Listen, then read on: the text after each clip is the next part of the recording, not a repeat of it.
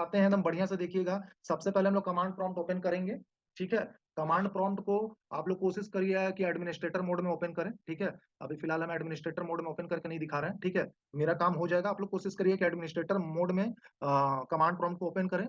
और दूसरा बात ये याद रखिएगा कि जब आप इस लाइब्रेरी को इंस्टॉल कर रहे होंगे तो आपका लैपटॉप या आपका सिस्टम जो है इंटरनेट से कनेक्टेड होना चाहिए, राइट।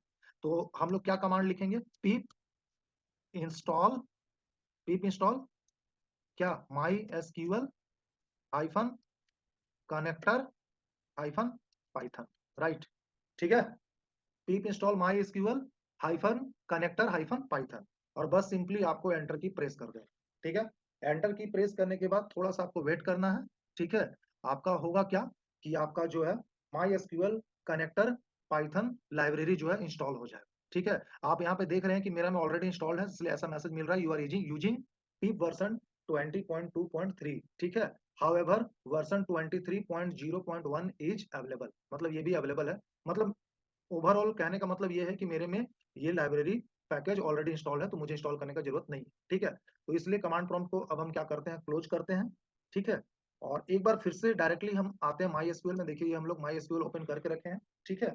और यहाँ पे आप देखेंगे तो एक बार फिर से मैं कमांड लिखता हूँ, सो टेबल्स कमांड, और देखते हैं हमारे पास क्या क्या टेबल्स है, ठीक है। तो आप देखिएगा ये सारा हमारे पास टेबल है, ठीक है। और मैं क्या कर रहा हूँ, सेलेक्ट एक्सट्रिक फ्रॉम इम्प्लॉय करता हूँ। और अभी हम लोग देखेंगे कि इम्प्लॉय टेबल में हमारे पास क्या क्या रिकॉर्ड है। तो देखिए इम्प्लॉय टेबल में तो फिलहाल अभी हमारे पास एक ही रिकॉर्ड है। चलिए कोई और एक टेबल हम लेते हैं, ऐसा करते हैं सेलेक्ट एक्सट्रिक फ्रॉम प्रोडक्ट टेबल को ओपन करके देखते हैं और देखते हैं कि इसमें क्या क्या इन्फॉर्मेशन है। सेलेक्ट एक्सट्रिक फ्रॉम प्रोडक्ट, चलिए। तो इसमें आप देख रहे हैं कि अच्छा खासा हमारे पास रिकॉर्ड है, टोटल 5 रिकॉर्ड है, ठीक है। तो देखिए ये माई एसक्यूएल जो होता है ना, इसको हम लोग बैकएंड में यूज करते हैं, ठीक है। ये डेटाबेस इससे हम लोग क्रिएट करते हैं, ठीक है। और इसमें बेसिकली हम लोग डेटाबेस को स्टोर करते हैं और उसको मैनेज करने का काम करते हैं। तो अभी हम लोग क्या देखने वाले हैं, Python interface with my SQL, मतलब हम लोग पाइथन को अपने डेटाबेस से कनेक्ट करने वाले हैं, राइट। हम लोग पाइथन को माई एसक्यूएल से कनेक्ट करने वाले हैं, और हम लोग पाइथन में रह के ही, ठीक है ना, डेटाबेस को ओपन कर लेंगे या फिर टेबल को ओपन कर लेंगे, और टेबल में क्या रिकॉर्ड है उसको इवन के देख पाएंगे। या फिर आप पाइथन में रह के ही, ठीक है, टेबल में कोई रिकॉर्ड अगर न्यू रिकॉर्ड ऐड करना चाहते हैं तो भी आप ऐड कर पाएंगे, या फिर कोई रिकॉर्ड को आप डिलीट करना चाहते हैं तो भी आप डिलीट कर पाएंगे, ठीक है ना। किसी रिकॉर्ड में मॉडिफिकेशन करना चाहते हैं तो वो आपका काम कर पाएंगे, ठीक है। तो ये सारे चीजों को अभी हम लोग देखने वाले हैं, ठीक है। तो पाइथन या किसी प्रोग्रामिंग लैंग्वेज को एज ए हम लोग फ्रंट एंड यूज करते हैं, ठीक है, फ्रंट एंड। तो database as a back end use होता है, और जो पाइथन होता है वो as a front end use होता है ना। तो कोई भी प्रोग्रामिंग लैंग्वेज हो, कोई भी हाई लेवल लैंग्वेज हो, उसको एज हम लोग फ्रंट एंड यूज करते हैं। तो चलिए सीधा हम लोग डायरेक्टली चलते हैं पाइथन आइडियली में, और हम लोग आ जाते हैं स्क्रिप्ट मोड में, ठीक है। तो देखिए सबसे पहले हम लोग क्या करते हैं कि एक पैकेज इंपोर्ट करेंगे, इंपोर्ट, इंपोर्ट क्या है पैकेज का नाम बताइए, इंपोर्ट, यस एकलव्य, कौन सा पैकेज इंपोर्ट करेंगे, MySQL import MySQL my dot SQL connector dot dot connector, connector हाँ import my SQL dot connector. और इसका आप एलियास नेम, अल्टरनेट नेम चाहे तो आप यूज कर सकते हैं। तो import my SQL dot connector as, चलिए मैं राज यूज कर लेता हूँ, ठीक है, इसका ऑल्टरनेट, ठीक है। तो अब हम लोग क्या करेंगे, एक कनेक्टर ऑब्जेक्ट क्रिएट करेंगे, ठीक है।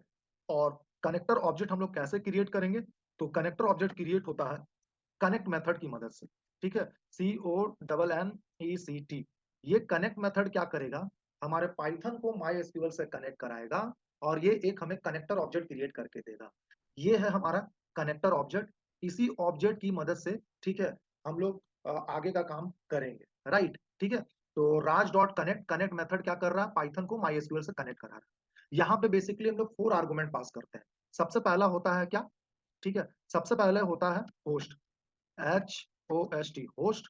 होस्ट इज इक्वल टू हमेशा आप क्या लिखिएगा, रूट, है ना। होस्ट इज इक्वल टू हमेशा लिखेंगे रूट, ठीक है। और उसके बाद लिखेंगे, लोकल होस्ट ना। हाँ sorry, host is equal to क्या लिखेंगे आप लोग हमेशा, लोकल होस्ट, राइट, गुड, है ना। और इसके बाद हम लोग लिखेंगे user, user is equal to क्या लिखेंगे, रूट, राइट। नेक्स्ट जो आर्गुमेंट होता है वो हम लोग लिखते हैं पासवर्ड, चाहे तो कंप्लीट पासवर्ड लिख सकते हैं या पास WD भी लिख सकते हैं। और फिर आप यहाँ पे पासवर्ड क्या देंगे, आपके माई एसक्यूएल का जो भी पासवर्ड होगा वो पासवर्ड को आप यहाँ पे लिख देंगे, है ना, ठीक है। उसके बाद नेक्स्ट आर्गुमेंट जो होता है वो यहाँ पे हम लोग डेटाबेस का नाम लिखते हैं, ठीक है। तो एग्जाम्पल के लिए यहाँ पे डेटाबेस का नाम हम लोग स्कूल रख लेते हैं, ठीक है, स्कूल, राइट। ये डेटाबेस आपके माई एसक्यूएल में अवेलेबल होना चाहिए। अगर नहीं अवेलेबल है तो आप चाहे तो न्यू डेटाबेस क्रिएट कर सकते हैं, ठीक है। अच्छा, यहाँ पे आप देखेंगे तो टोटल मैंने 4 आर्गुमेंट पास किया है। सबसे पहला है होस्ट, दूसरा है यूजर, तीसरा है पासवर्ड और फोर्थ है डेटाबेस, है ना। तो ये चारों आर्गुमेंट में ये 3 आर्गुमेंट तो आपको कम से कम देना ही देना है, ये कंपलसरी आर्गुमेंट। डेटाबेस जो होता है वो ऑप्शनल होता है ना। तो ये तीनों आर्गुमेंट तो आपको देना ही देना है।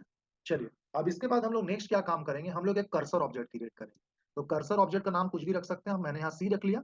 और जैसा कि मैंने बोला, कनेक्टर ऑब्जेक्ट की मदद से आगे के हम लोग काम करेंगे। तो कनेक्टर ऑब्जेक्ट की मदद से ही हम लोग कर्सर ऑब्जेक्ट क्रिएट कर पाते हैं। तो कनेक्टर ऑब्जेक्ट का नाम क्या है, कॉन। तो यहाँ लिखेंगे कॉन डॉट कर्सर।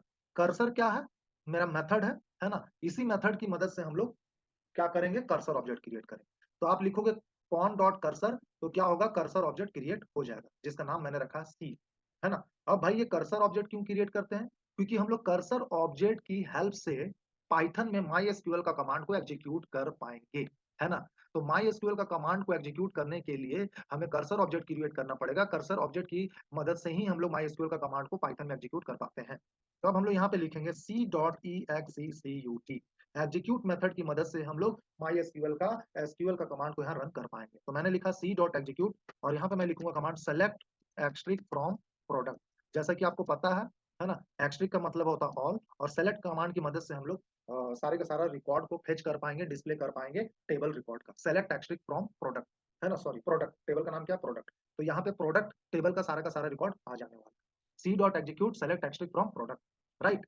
चलिए, अब हम लोग नेक्स्ट क्या करने वाले हैं, डेटा इज इक्वल टू, यहाँ पे मैं लिखूंगा C dot fetch, F E T C H, fetch all, है ना।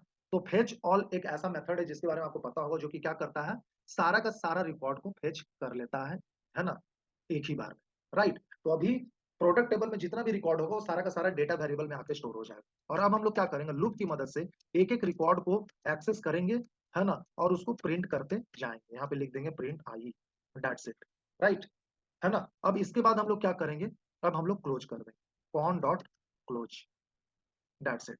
चलिए, अब हम लोग इसको रन करके देख लेते हैं। तो है ना, मैं इसे सेव कर देता हूँ, किस नाम से, जस्ट सिंपली इंटरफेस नाम से मैं इसे सेव कर लेता हूँ, और हम लोग रन करके इसको देखते हैं, ठीक है। ओहो, तो यहाँ पे हमें मिल चुका है एरर, है ना।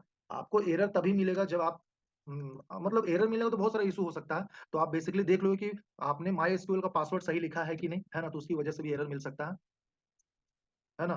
तो यहाँ पे मैंने जो है माई एसक्यूएल का पासवर्ड जो है गलत लिखा है, ठीक है, इसकी वजह से मुझे एरर मिल रहा है। तो फिर से मैं इसे रन करके देखता हूँ, ठीक है, या तो अब आप देख सकते हो कि अब हम लोग को एरर नहीं मिल रहा है, ठीक है। तो आप देखोगे, एक बार फिर से चलते हैं हम लोग माई एसक्यूएल में। आप देखो इस टेबल में टोटल कितने रिकॉर्ड है, 1 2 3 4 5। तो ये 5 का 5 रिकॉर्ड जो है हमारे पास आ चुका है, ये देखिए, ठीक है, नो इशू, है ना। सर, और वो रो काउंट, क्या बोल रहा है, सर रो काउंट। हाँ, रो काउंट। देखिए रो काउंट क्या करता है ना, आपने टोटल कितना रिकॉर्ड फेच किया है उसको ये काउंट करके बताता है। तो देखिए अभी लिखेंगे प्रिंट, है ना, मीटिंग डिस्कनेक्ट हो तो आप लोग फिर से ज्वाइन करिएगा, print C dot row count. याद रखिएगा, रो काउंट में ओपनिंग पैरेंथेसिस क्लोजिंग पैरेंथेसिस मत दीजिएगा। अब देखिए इसको रन करते हैं, तो अभी टोटल हमने कितना रिकॉर्ड फेच किया है, 5। तो देखिए यहाँ पे आउटपुट आ गया 5, ठीक है ना। चाहो तो आप यहाँ पे अच्छा सा मैसेज भी दिखा सकते हो, है ना, टोटल, है ना, रिकॉर्ड, टोटल रिकॉर्ड्स ऐसे करके, है ना, सिंपल ऐसे करके आप मैसेज दिखा सकते हो। अब फिर से रन करते हैं, ठीक है। हाँ, तो रो काउंट का आप लोग को यूज तो पता चल गया होगा, ठीक है। अब चलिए, एक मेथड मैंने डिस्कस किया था, आप लोग को याद होगा, है ना। तो वो मेथड था क्या, फेच मैनी। फेच ऑल क्या करेगा, आपके टेबल का सारा रिकॉर्ड को, है ना, एक बार में डिस्प्ले कर देगा। और फेच मैनी में क्या करते हैं हम लोग, आर्गुमेंट पास करते हैं। जैसे कि इस टेबल में, प्रोडक्ट टेबल में हमारे पास टोटल 5 रिकॉर्ड है। अब हम चाहते हैं कि इसका स्टार्टिंग का 3 रिकॉर्ड को हम लोग डिस्प्ले कराना चाहते हैं, यूज करना चाहते हैं। तो यहाँ पे आप 3 एज ए आर्गुमेंट पास कर दोगे, ठीक है। अब चलिए इसको हम लोग रन करते हैं, आप देखोगे फेच मैनी का यूज अब क्या है, ठीक है। तो एग्जाम में सिंपली आपको डायरेक्टली यही क्वेश्चन पूछने वाला है कि फेच मैनी फेच ऑल का क्या यूज है। ये देखिए आ गया ना, कोई दिक्कत, फेच मैनी भी क्लियर है ना। अब आइए आप हाँ लोग सर। देखेंगे फेच वन, ठीक है। फेच वन एक बार में एक रिकॉर्ड आपको देगा, ये याद रखिएगा। तो यहाँ पे प्रिंट लिखेंगे डेटा, और यहाँ पे हम लोग फेच वन में कोई आर्गुमेंट पास नहीं करते हैं, ठीक है। और यहाँ लिख देंगे फेच वन, और इसको रन करें, ठीक है। अब देखिए,